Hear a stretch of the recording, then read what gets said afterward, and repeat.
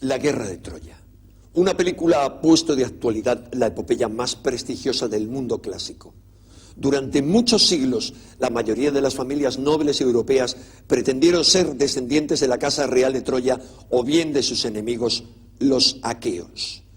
La lista interminable de quienes se vinculan con estas dos dinastías míticas comienza con los romanos e incluye a los reyes francos y merovingios, a los germanos, a los ingleses, a los irlandeses, a los reyes españoles o incluso a los turcos. Pero de pronto, en el siglo XIX, los eruditos pensaron que la famosa Ilíada atribuida a Homero era uno más de los relatos míticos a los que tan aficionados fueron los griegos. Hasta que de pronto, en 1872, Heinrich Schliemann consiguió descubrir en Turquía unos muros que identificó con los de Troya. Se ha dicho que el hallazgo de aquella ciudad legendaria se convirtió para él en una auténtica obsesión desde su infancia, que Schliemann solo soñaba con encontrar los restos de Troya, que para conseguirlo trabajó durante décadas hasta hacerse millonario, que estudió griego para leer a Homero en su versión original y acabó hablando nada menos que otros 16 idiomas, que finalmente se casó con una joven griega que compartía su sueño y junto a ella se lanzó una búsqueda que provocó las risas de los historiadores académicos, hasta que al fin sus esfuerzos se vieron recompensados con una serie de hallazgos que revolucionaron la arqueología. Pero como verán en este documental, la revisión de la historia de Schliemann parece haber acabado con el mito de ese hombre que era presentado hasta ahora como paradigma del arqueólogo romántico y nos descubre, por el contrario, a un individuo cargado de complejos que supo aprovechar la intuición de un inglés para convertirse en un personaje muy prestigioso. Desde entonces, en esa zona turca de los Dardanelos se han sucedido nuevos descubrimientos que han dado lugar a las más diversas hipótesis, incluida aquella que pretende que Troya no era sino la mítica Atlántida. Pero ¿qué hay de cierto y qué de ficción en el relato de Homero? El documental que les presentamos intenta responder a esta y a otras muchas preguntas y lo hace recurriendo a la opinión de historiadores y arqueólogos que nos descubren un mundo fascinante. El reciente desciframiento de los archivos reales hititas nos ha revelado la localización exacta de esa Troya descrita por el famoso poeta ciego. Y lo que es mucho más importante, nos ha permitido entender las verdaderas causas de un conflicto mítico. Una guerra que parece no haber sido provocada por el amor legendario de Paris y Helena, sino por un verdadero choque de civilizaciones. Estamos, pues, ante la primera confrontación documentada entre Oriente y Occidente.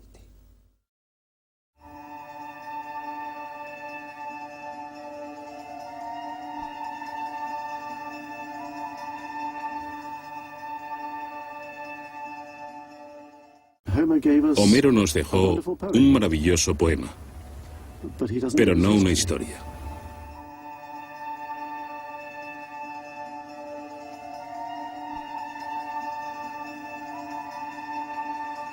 Por primera vez hemos separado la verdad de la ficción. La Ilíada de Homero, la mayor epopeya de Occidente, la dorada Troya, uno de los mayores errores arqueológicos. El tesoro de Príamo. De este hallazgo partieron unas absurdas búsquedas para hallar la Troya auténtica. Aquí hubo una fortaleza de la Edad de Hierro, y aquí está la trinchera defensiva.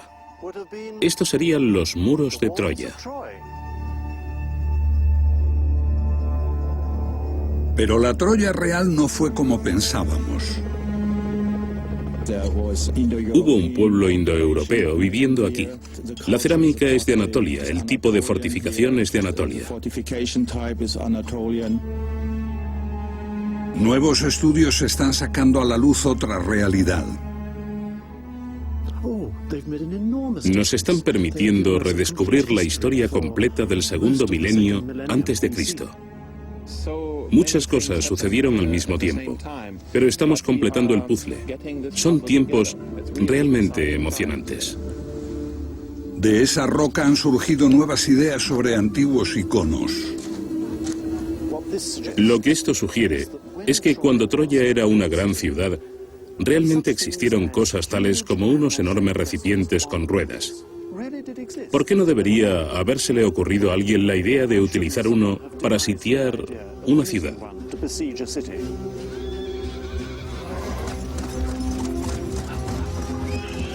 Al igual que una gran película de Hollywood recuerda la epopeya de Homero, la ciencia tiene su historia para contar la verdad sobre Troya.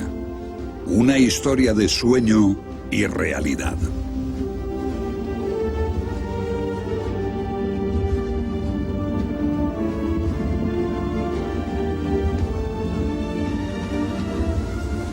La Ilión que el viento se llevó. Así la llama Homero con mucho acierto. Pocos lugares han tenido una posición estratégica tan adecuada para aprovechar los vientos predominantes. Donald Easton, arqueólogo y experto en Troya, miembro de un equipo de excavación durante varios años. El viento sopla siempre, pero no bastante. Este equipo de filmación alemán tuvo que recurrir a algunos trucos para grabar las hazañas del nombre que quedó ligado para siempre a Troya, Heinrich Schliemann, su descubridor. Durante casi todo el año, las corrientes marinas se combinan con vientos predominantes que soplan desde el noreste hacia el sur, hasta los Dardanelos, fuera del Mar Negro. Aún hoy los barcos navegan por los estrechos con facilidad, mientras que otros tienen que avanzar entre vientos y corrientes. Sin Troya, no podía haber comercio aquí en los tiempos antiguos.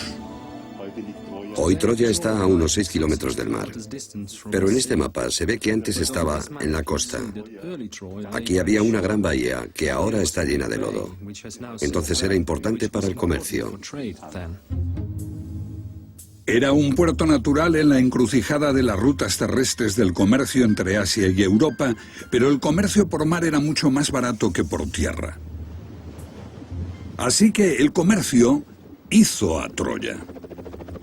Aunque solo queda esto de su antigua grandeza. Los visitantes se desconciertan ante estas ruinas. Solo un ojo experto puede distinguir las múltiples capas de poblados a partir de Troya I, unos 3000 años antes de Cristo, Troya VI y VII en el siglo XIII antes de Cristo, y un posterior asentamiento que duró hasta finales del Imperio Romano.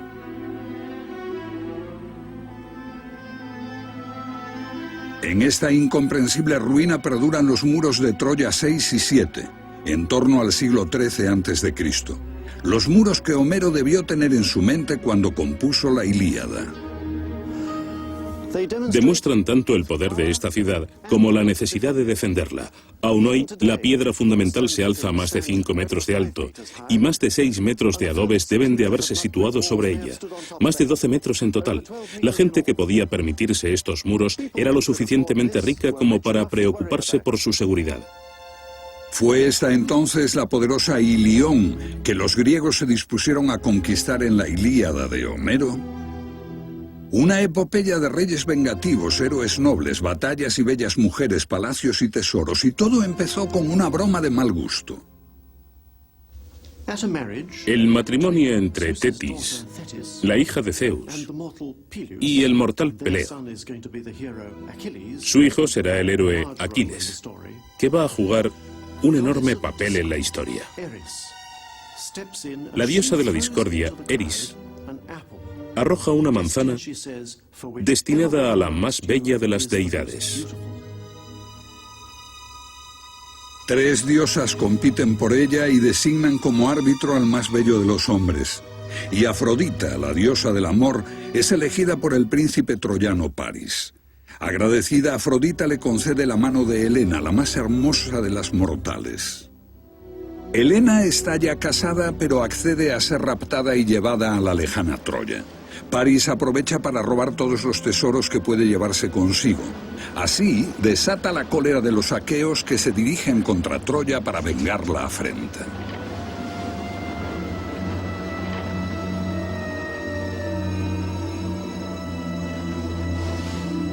Una guerra de 10 años en la que los mismos dioses optan por uno u otro bando y luchan junto a los mortales. Una guerra feroz, ganada solo por la estratagema del caballo de madera que oculta a los griegos y hará que arda Troya.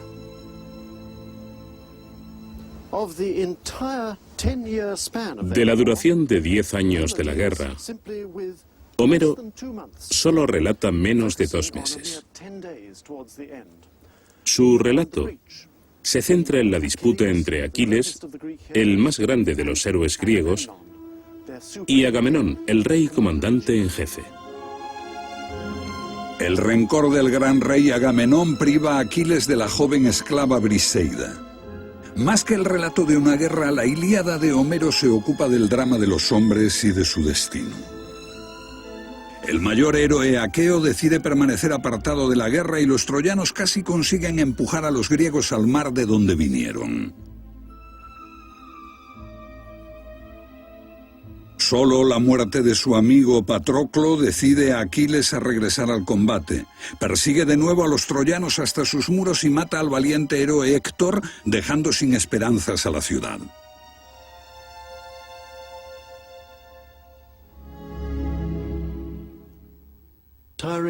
El destino es el gran protagonista.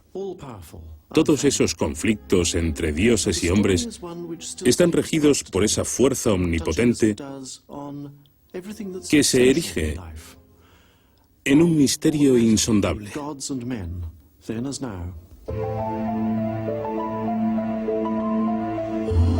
La Ilíada de Homero expresa los ideales y la ideología de la antigua Grecia. Es difícil imaginar el impacto que tuvo este relato a través del tiempo y en todo el mundo.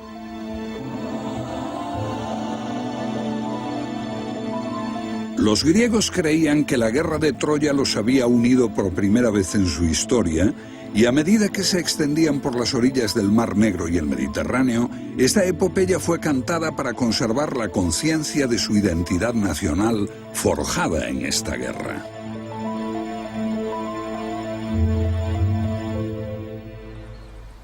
Troya llegó a considerarse como el punto donde Oriente choca con Occidente, donde la civilización griega se enfrenta a los bárbaros de Asia. Así, por ejemplo, el emperador Jerjes sacrificó 1000 bueyes aquí antes de marchar contra los griegos. Y Alejandro Magno, que dormía con un ejemplar de la Ilíada bajo la almohada, cuando se dispuso a conquistar a los persas, vino a Troya e hizo un sacrificio en la tumba de Aquiles. Posiblemente este túmulo que vemos aquí.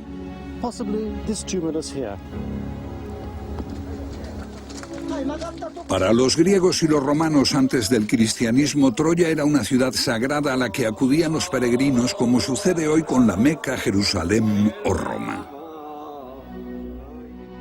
Los romanos creían que descendían de los troyanos. Julio César y su familia afirmaban ser descendientes de la diosa Afrodita, del héroe Eneas, quien dirigió la huida tras la caída de Troya, llevando a su padre a sus espaldas y de la mano a su hijo Ascanio o Iulo, fundador de la familia Julia.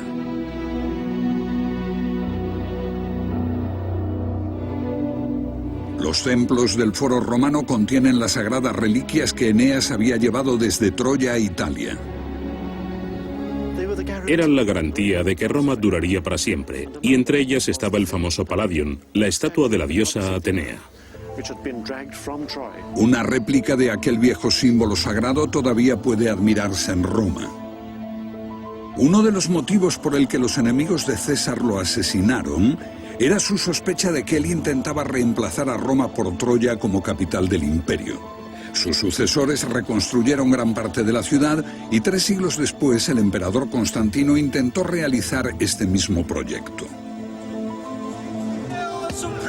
¡Viva el emperador Constantino y la emperatriz Helena! Poco antes del concilio de Nicea, Constantino, el primer emperador romano en abrazar el cristianismo, ya estaba poniendo la iglesia en orden, sentando las bases del credo actual. Mientras estuvo aquí, miraba hacia Troya, porque era donde proyectaba construir la nueva capital del Imperio Romano, y al parecer empezó a diseñar planos de construcción. Señaló dónde estarían los muros e incluso comenzó a construir torres. Pero finalmente eligió Bizancio, la actual Estambul, también a la entrada del Mar Negro, pero mucho más defendible. Además, hubiera sido bastante complicado elegir como capital del nuevo imperio cristiano el lugar más sagrado de los paganos. Los caballeros cruzados de la Edad Media se consideraban también vengadores de los griegos y expulsaron a los musulmanes de Troya. Más tarde, cuando el sultán turco Mehmed conquistó Constantinopla, visitó las ruinas y a su vez declaró vengados a los troyanos. Con el Renacimiento, Troya se puso de moda y se convirtió en la cuna de reyes y caballeros de Europa.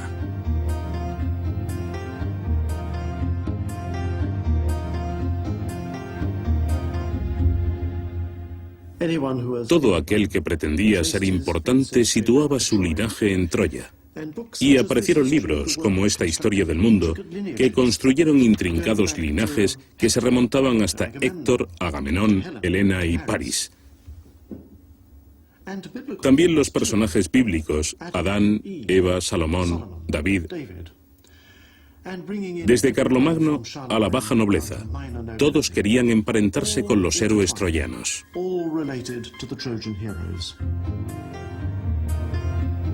En la batalla, los caballeros podían matar sin piedad a un plebeyo, pero se cuidaban mutuamente después de algún enfrentamiento. Eran hermanos en Troya, una especie de familia. La gente de todas las lenguas decía tener un origen troyano. Normandos, borgoñeses, incluso islandeses. Los francos sostenían que su ancestro, Franco, era nieto del rey troyano Príamo. Turcus dio a los turcos y a su sultán la oportunidad de reclamar también un ancestro troyano.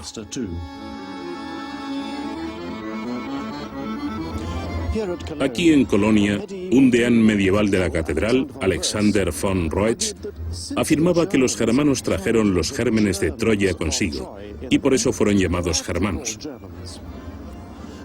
Y por supuesto, los británicos, los ingleses, también afirmaban descender de los troyanos, pero entonces los irlandeses tenían que ser descendientes de sus enemigos, los aqueos.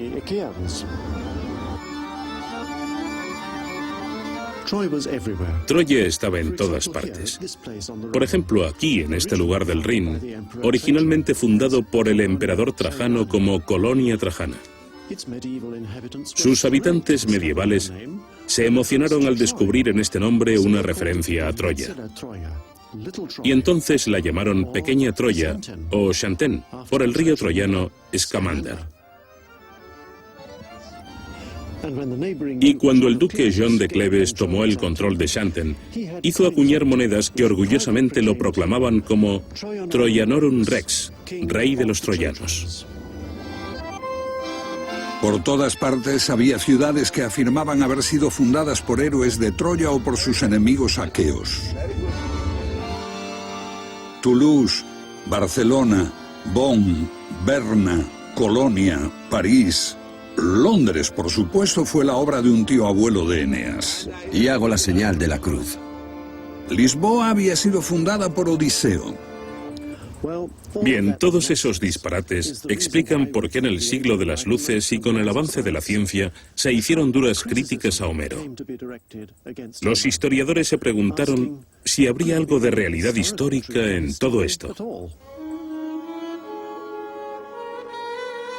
En el siglo XIX, la Ilíada se había convertido en una simple fábula. Homero se transformó en un libro de texto de enseñanza de griego para hijos de la clase alta. Incluso fue olvidado el sitio en donde había estado Troya. Troya era solo una ficción mental nacida de la mente de Homero. Hasta 1868, cuando un hombre notable irrumpió en escena, Heinrich Schliemann. Este año resolveré el enigma de Troya de una vez por todas, señores. Cualquiera que escuche el relato de Schliemann no puede por menos que quedarse extasiado. Veamos los hechos. Alguien que abandona todo y se va en busca de un sueño de su infancia. Excavaré una enorme zanja horizontal a través de este montículo. Todas las personas educadas del siglo XIX conocían la Ilíada. Y aquí llega un individuo que se pone a excavar.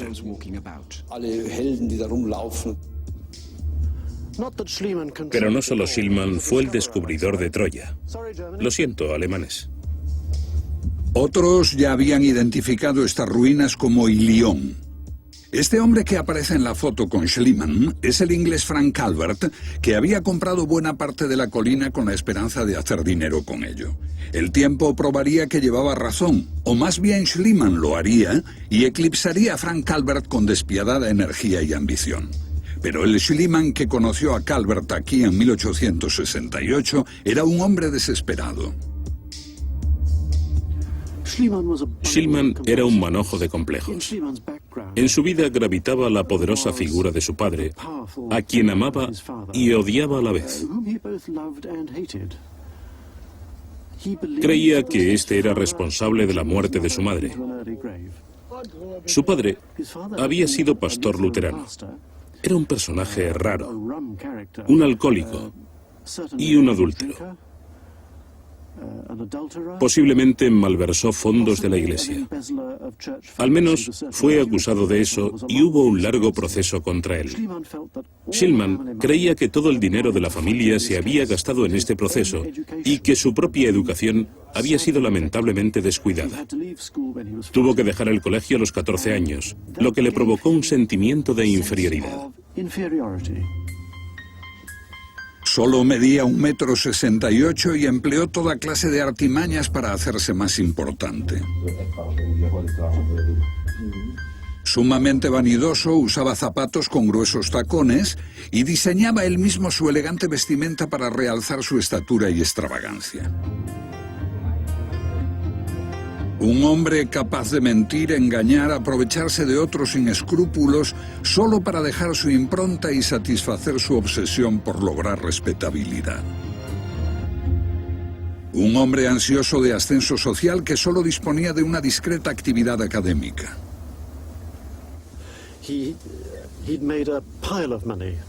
Hizo mucho dinero en Rusia como comerciante en la bolsa de San Petersburgo. Pero lo dejó y cayó en una crisis existencial. Había fracasado en su primer matrimonio y estaba buscando algo que diera sentido a su vida. Cuando Calvert hizo públicas sus ideas sobre Troya, Schliemann vio una oportunidad de oro para dejar atrás sus conflictos sin resolver y lograr fama.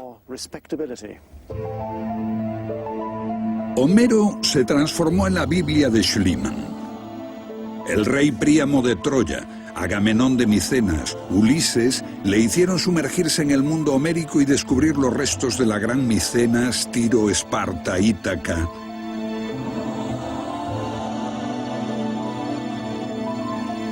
Se obsesionó con la idea de probar que los héroes de la Ilíada y la Odisea habían existido de verdad. Para eso, todo debía encajar. Yo bauticé estos restos sagrados con los nombres de Ilíada y Troya, incluyendo a la mujer que aparece a su lado. Sí, decidió que quería una nueva esposa y se dispuso a ello con una forma bastante práctica. Se puso en contacto con su viejo profesor de griego, a quien había conocido cuando residía en Moscú, pero que entonces vivía en Atenas, y le dijo si podía enviarle fotos de chicas griegas que fuesen un buen partido. Y eligió a una joven dócil, o eso pensó él. Se llamaba Sofía. En realidad, a ella no le entusiasmaba mucho la arqueología y abandonó las excavaciones en cuanto pudo. Él tenía 46 años, ella 18. Jamás se ha visto una pareja tan lamentable. Yo creo en verdad que Sofía se llevó la peor parte. La belleza junto al genio. Pero Sofía se resistió a aceptar por la fuerza las ideas de Schliemann y con frecuencia huía de su perverso amo prusiano. Un médico que consultó en Dresde le diagnosticó su enfermedad de su marido, señora. Pero a pesar de haberle sobrevivido durante décadas, ella siempre se mantuvo leal a su memoria. No admitía críticas contra su esposo ni contra los métodos que empleaba.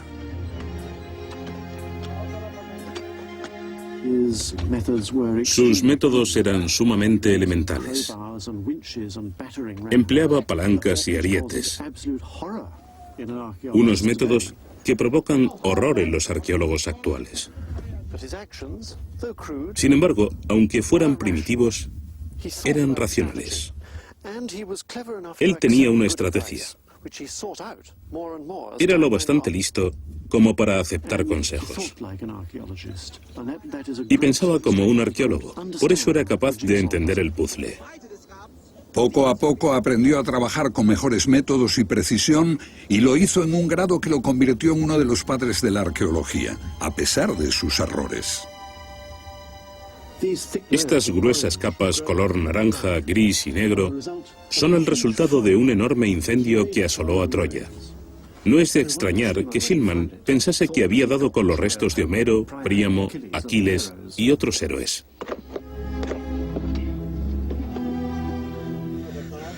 Debe haber sido uno de esos momentos en la arqueología que uno no olvida jamás. El mayor descubrimiento de Schliemann y también su mayor error. El tesoro de Príamo. Pero estaba equivocado. Resulta que esos no eran los restos de la Troya de Homero, sino las ruinas de otro asentamiento más de 1000 años más antiguo que ahora llamamos Troya II y está siendo reconstruido. Pero el descubrimiento le brindó a Schliemann una fuerte herramienta para forjar su mito. Hay una famosa foto de Sofía adornada con joyas del supuesto tesoro de Príamo. Y como Schliemann creía que era el tesoro de Príamo, le gustaba llamarlas las joyas de Helena. La gente cree que la foto se hizo en el mismo lugar. Pero Sofía no estaba aquí cuando se descubrió el tesoro. Había regresado a Atenas un par de semanas antes porque su padre había muerto. Para ocultarlo de los turcos, Schliemann se lo llevó en secreto a su mansión de Atenas. Pero Turquía tenía derecho sobre el hallazgo y lo persiguió hasta allí con un juicio tras otro. Schliemann oyó una noche que la decisión de la corte de Atenas no le sería favorable. Entonces, cogió todas las piezas y las sacó en secreto de la casa. Al día siguiente, cuando las autoridades llegaron, no había nada allí. Schliemann registró la mansión con ellos de arriba a abajo. Y después les dijo: debe ser el viejo Príamo que vino y cogió todo.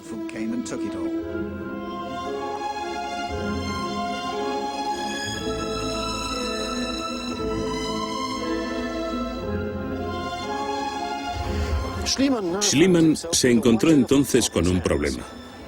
Trató de vender el tesoro al Hermitage en San Petersburgo, al Louvre, al Museo Británico, pero nadie quiso comprarlo. Finalmente decidió regalarlo. Alemania acababa de unificarse y en comparación con otras grandes capitales, Berlín era un páramo cultural. El regalo de Schliemann le daría prestigio.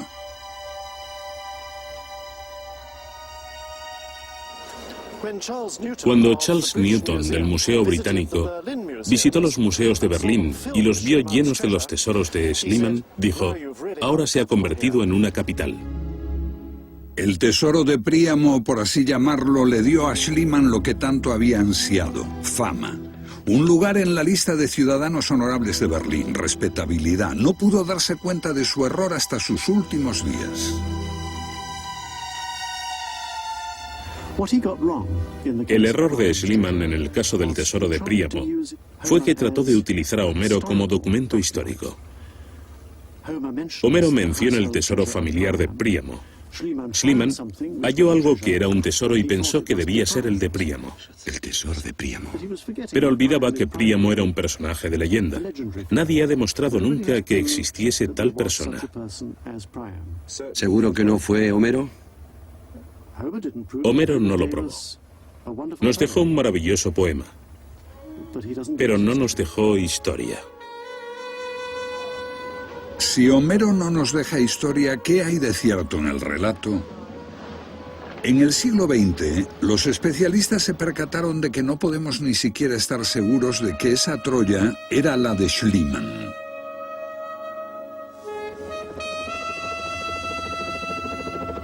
Esa duda dio lugar a conjeturas y fantasías. A partir de algunos rasgos curiosos que podrían sugerir las obras de un canal o un puerto, el arqueólogo alemán Sanger empezó a no ver Troya, sino a la mítica Atlántida de Platón, destruida por un cataclismo.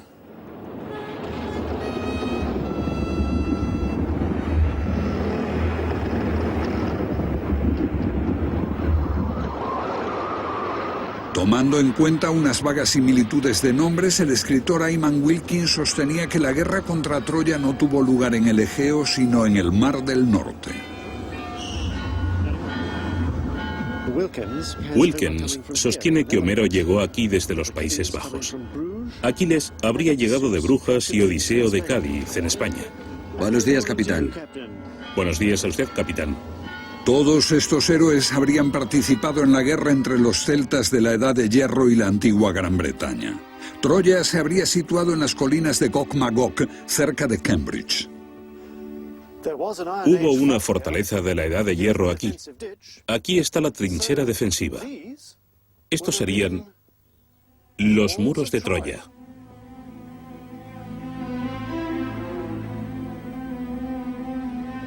¿Homero fijó el escenario para su Ilíada o Schliemann se apresuró a sacar conclusiones? Yo bautizo estos restos sagrados con los nombres de Ilión y de Troya. El sucesor de Schliemann aquí fue Dörfel y más tarde Blegen. Durante medio siglo creció la hierba hasta 1988, cuando el alemán Manfred Kaufmann y un equipo internacional de arqueólogos comenzaron de nuevo a excavar.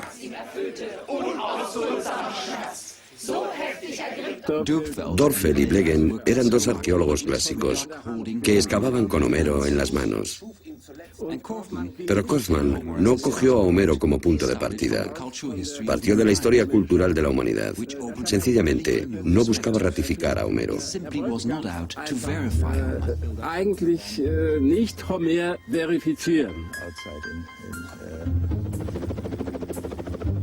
Kaufmann aplicó nuevos métodos para volver a armar el puzzle. Eso es la arqueología, para saber quién es quién, para entender, registrar y ordenar. Y llegaron los resultados. En los campos debajo de la ciudadela, las mediciones geomagnéticas hallaron rastros de una ciudad que yacía bajo la ciudadela. La excavación proporcionó más pruebas de que era una ciudad de considerables dimensiones. Diseñada para albergar a entre 7.000 y 10.000 personas que podrían caber apretujadas tras las murallas de Troya en caso de guerra. Partiendo de una modesta ciudadela con capacidad para centenares, Kaufmann empezó a ver los contornos de una ciudad 10 veces mayor. Albergaba a miles en el tiempo a que parece referirse Homero, un poder considerable para aquel tiempo. Pero al volver a casa, Kaufmann se encuentra con las murmuraciones de sus colegas. Algunos le llamaban fantasioso, el von Daniken de la arqueología, un cruel epitafio. Por supuesto podemos discutir todo, con calma, con sensatez, pero tal como está formulado no tiene importancia.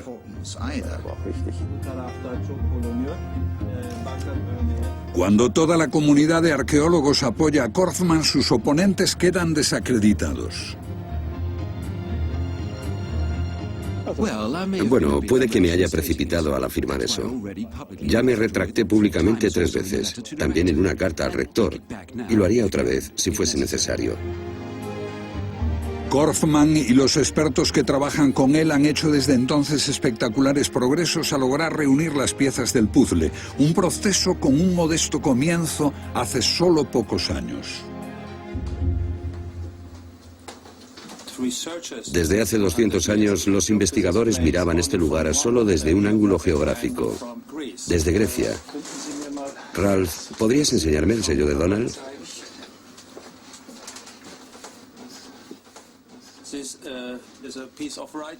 Es un escrito de Asia Menor, Anatolia, hallado en 1995 por Donald Easton. Este sello es un trozo de mosaico, y así, por pura casualidad, tenemos aquí el sello de una mujer y un hombre, un amanuense.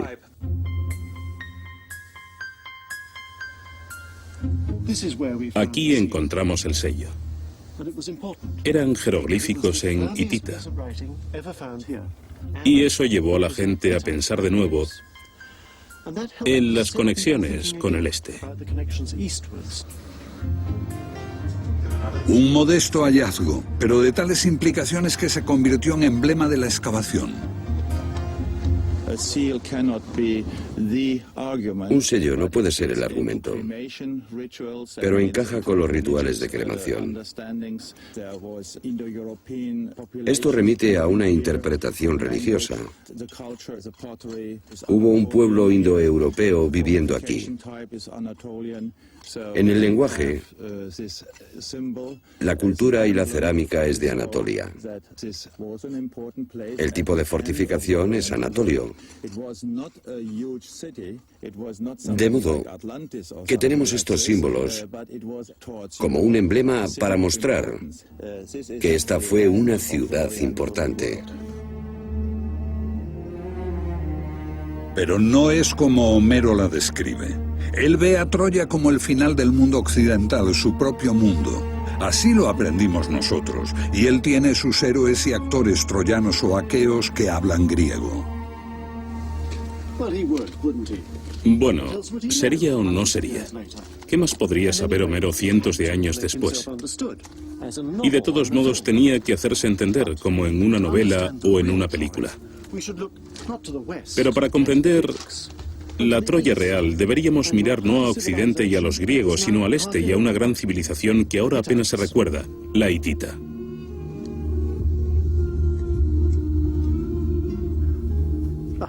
Hace 100 años no se sabía casi nada de los hititas, a excepción de unas pocas menciones en la Biblia.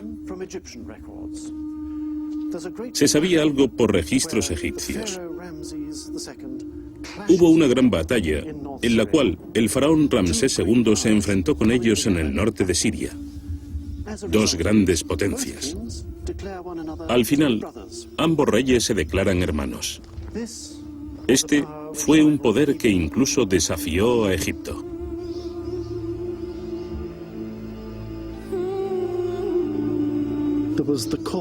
Había un territorio esencial que estaba en la Turquía central. Existía una regencia muy importante en el norte de Siria y había reinados subordinados, especialmente en Turquía occidental. Hattusha, la capital, un sitio arqueológico poco estudiado. Se han hallado grandes archivos aquí que no fueron bien entendidos. Ahora eso está cambiando. Montones de documentos. Eran los archivos del Imperio hitita. ¿Han sido importantes? Sumamente importantes. Nos han proporcionado una completa historia de Turquía durante la mayor parte del segundo milenio antes de Cristo. Algunos textos mencionan este extraño lugar, Agiaba. Parece cobrar más importancia a medida que pasa el tiempo. Y la impresión que tenemos es que se encuentra más allá del mar, al oeste, y que tuvo un poder capaz de atraer a su órbita de influencia a los reinos de Anatolia occidental. Los hititas la veían como un rival. Agiaba puede ser Acaya, la tierra de los griegos de la que escribe Homero, piezas de un puzzle. El nombre Bilusa también, Bilusa o Bilios, como decían los antiguos griegos, o Ilión, como Homero llama a Troya. Y está el nombre de Taruisa o Truisa. Quizá es así como se pronunciaba. Suena bastante parecido a Troas, Troya. Piezas de un puzzle. En la capital hitita de Hattusa hay una gruta artificial cubierta de inscripciones. ¿Son importantes? Muy importantes. Realmente, uno de los grandes problemas en la historia de hitita es que por los textos conocemos muchos nombres, pero no hemos podido localizarlos en un mapa. ¿Bilusa es uno de ellos? Eso incluye a Bilusa y Taruisa. No supimos dónde situarlas, y esta inscripción nos ayuda a localizarlas. Esto nos ha permitido afirmar que Bilusa y Taruisa estaban al noroeste de Anatolia y que probablemente eran Troya.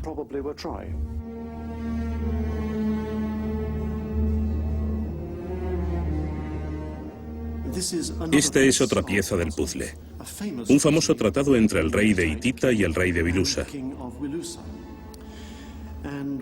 Y menciona como un rey de Bilusa a Alexandus, un nombre que se parece mucho al griego Alejandro, el nombre de París, que fue hijo del rey Príamo, el que dio comienzo a todo esto con Helena de Troya. Entonces, esta tablilla reúne la historia hitita, la arqueología y a Homero. Y el otro rasgo interesante de este documento es que menciona la sagrada corriente de agua subterránea de Bilusa como una de las testigos divinas del tratado, y que es la que creemos que ha sido hallada en Troya.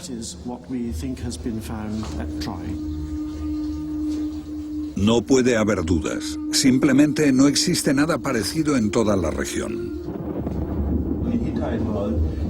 En el mundo hitita, los dioses pueden ser árboles, manantiales, grutas, montañas.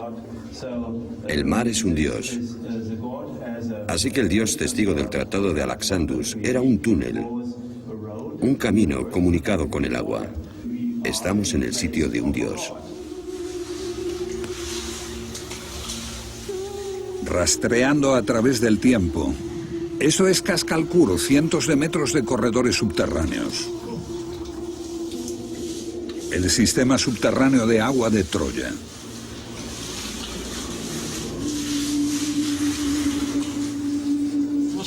¡Qué hazaña! Todo este sistema de cuevas detrás de nosotros. Esto es bastante complejo. Y no fue hecho por unos aldeanos, seguro. Y en la Edad de Bronce. Probablemente a principios de la Edad de Bronce. Quizá en el 2500 a.C. Es extraordinario. Rastreando en el tiempo y acercándonos a los tiempos de los que habla Homero. Las estelas deben de ser del mismo tiempo de la torre de detrás. Fueron construidas en el siglo XIII, como un agregado posterior a la fortificación. Eso significa que en el siglo XIII había alguna tensión o una situación especial que llevó a construirla.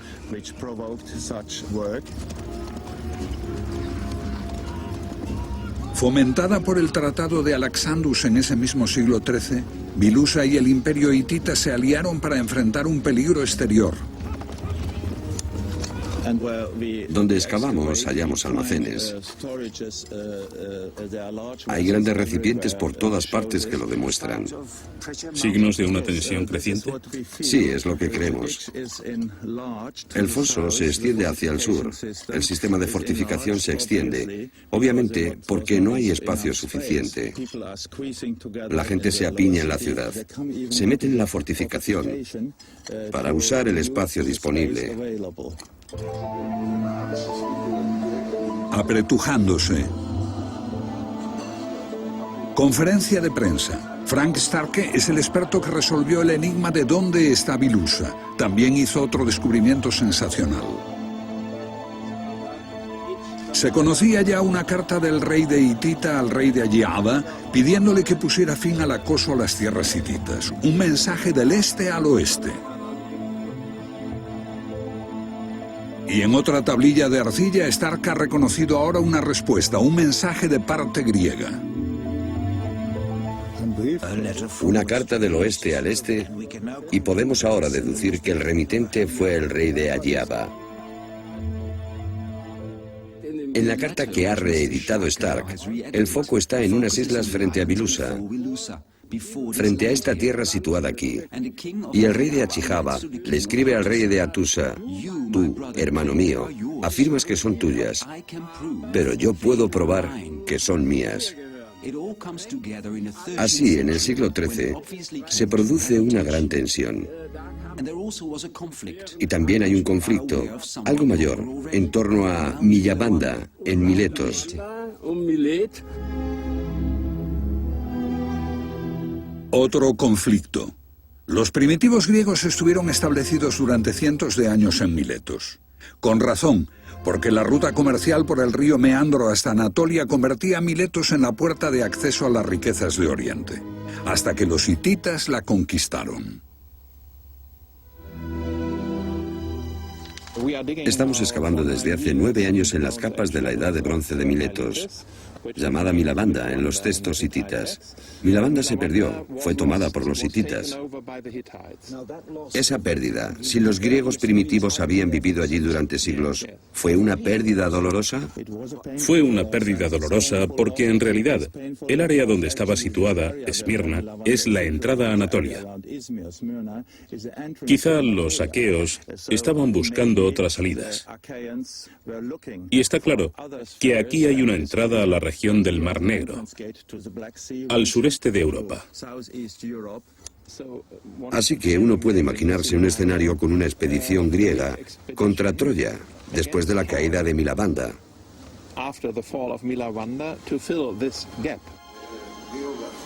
Y la carta puede contener otra sorpresa. Stark descubre en ella al rey de los aqueos griegos llamándose a sí mismo un heredero de Cadmos, un nombre muy conocido.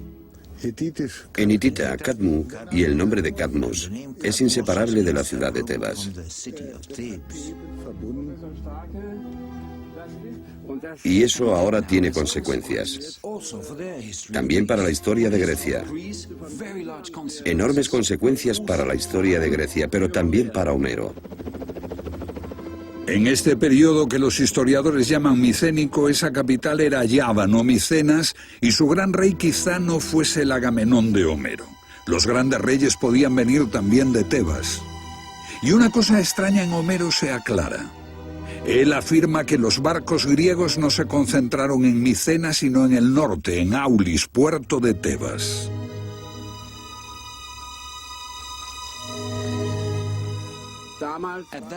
Tebas era la capital entonces, así que los barcos tenían que ir al puerto de Tebas.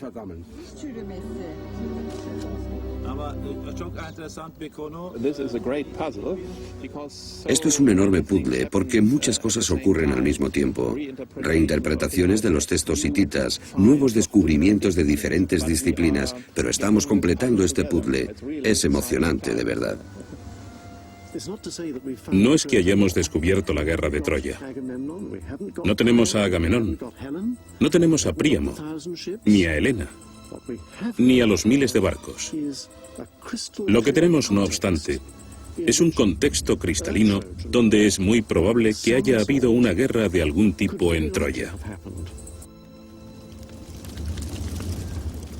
El saqueo de Troya solo fue el comienzo de una pesadilla.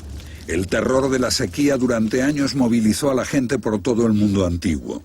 La Edad de Bronce llegó a su fin. La Grecia aquea se marchitó. Micenas estaba desierta. El imperio hitita se desmoronó. Una nube de destrucción barrió el mundo hasta las puertas de Egipto. La caída de Troya fue el comienzo de una era de oscuridad que envolvió todo el este del Mediterráneo.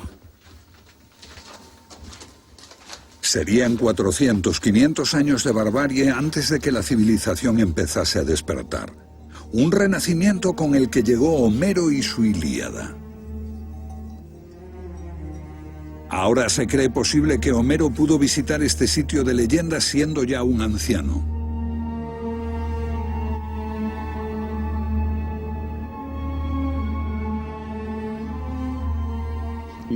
Uno podría imaginarse a la gente llegando por ahí, los enemigos, pasando por el llano, y aquí, en el muro de la fortificación, muy próximo, tan cerca, por ejemplo, que Helena pudo decir, viendo a los atacantes, quién era quién.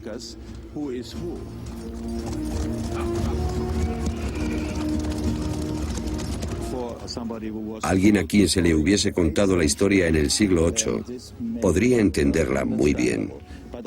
Pero no estoy diciendo que la guerra de Troya fue aquí.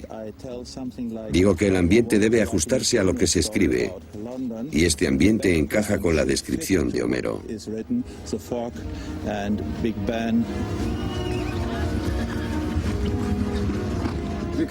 No podemos decir aún que la guerra de Troya ocurrió. Nadie cree sinceramente que duró 10 años y que fue a causa de la bella Helena. Esos son adornos bonitos. Homero, por supuesto, no escribió con la intención de que la Ilíada fuese utilizada como una fuente histórica.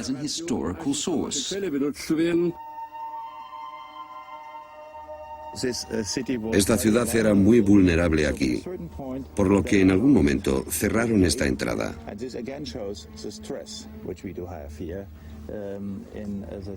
Y esto muestra de nuevo la importancia que damos al siglo XIII aquí. Un portal como este tiene que haber sido visto también por un visitante del siglo VIII. Que es posiblemente el tiempo en que Homero visitó las ruinas. Sí, es cuando Homero vino aquí a ver las ruinas. Y este puede haber sido el sitio, o en verdad fue el sitio, al que se refiere Andrómaca cuando dice: mira, no puedes defender aquí tu ciudad, donde el portal, el muro de la fortificación, es tan vulnerable que el enemigo casi entró varias veces. Entonces sientes que Homero o sus informantes pudieron ver aquella lamentable situación, el portal bloqueado y el muro de la fortificación.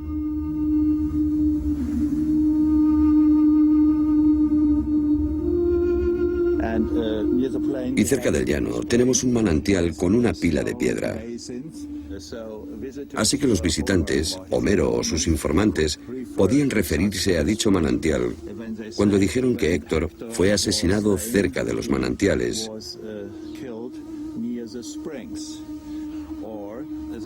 o que las troyanas ya no lavan más sus ropas allí, porque el enemigo está en la ciudad.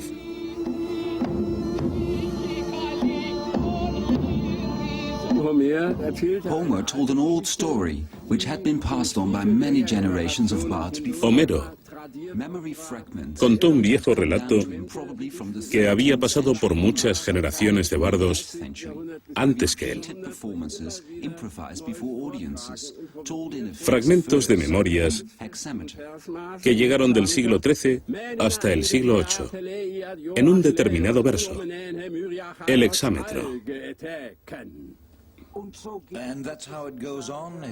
¿Y él continuó hexámetro sobre hexámetro? Sin cesar. 15.693 hexámetros son los que hay en la Ilíada. El canto, marcando el ritmo de las palabras, la rima y la canción como un sustento de la memoria para que el mito sobreviva a lo largo de los siglos.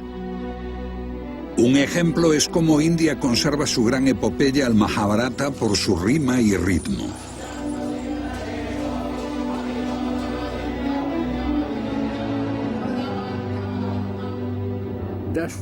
En mi opinión, el propósito de Homero fue utilizar este relato como un espejo de su tiempo, el siglo VIII. ¿Y cuál era el problema en dicho siglo? La nobleza, la casta dirigente, que había hecho su voluntad sin oposición alguna hasta el siglo VIII, se vio amenazada por el ascenso de nuevas clases, como los comerciantes, marinos, trabajadores manuales, a quienes veía como una amenaza a su supremacía. Homer tells us with his Homero Iliad, against a better viene a decir en la representation of the Ilíada: story of Troy, if you si want queréis to survive sobrevivir as como a nobleza, nation, no debéis reñir entre vosotros. you must be one. Debéis ser uno. The quarrel between Agamemnon and Y por Achilles, eso, which is made su up tema in es el Rome, enfrentamiento is very wrong. entre Agamenón y Aquiles. That, in my opinion, Yo is the creo hidden message que of este the es el mensaje oculto de la Ilíada.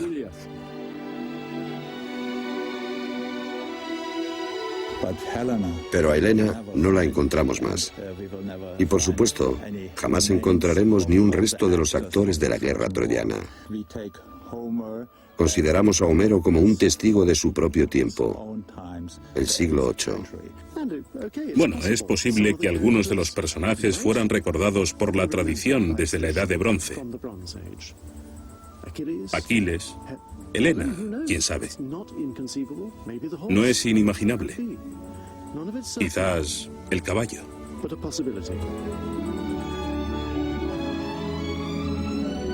Incluso el caballo. El caballo adorna hoy el sitio de Troya como un juguete para turistas. Pero ¿qué pasa con el ardid de Homero por el que los griegos consiguieron al final acceder a la ciudad?